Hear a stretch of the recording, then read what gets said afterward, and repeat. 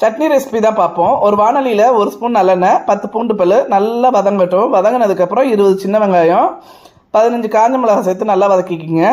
இப்போ நல்லா பெரிய தக்காளியாக 2 தக்காளி சேர்த்து நல்லா கட் பண்ணி போட்டு வதக்கிட்டு, வதக்கும் போது உப்பு சேர்த்துக்கிட்டிங்கன்னா நல்லா சீக்கிரத்தில் வதங்கிடும். வதங்கினதுக்கப்புறம் நம்ம அரை மூடி தேங்காய், தேங்காவை சேர்த்து அதையும் சேர்த்து நல்லா வதக்கிக்கணும். வதக்கிட்டு இப்போ அடுப்பை வந்து நல்லா வதங்கிடுச்சு, ஆஃப் பண்ணிக்கலாம். ஆஃப் பண்ணிவிட்டு நல்லா ஆறுனதுக்கப்புறம் நம்ம என்ன பண்ணலான்னா மிக்ஸி ஜாரில் சேர்த்து அரைச்சி எடுத்துப்போம்.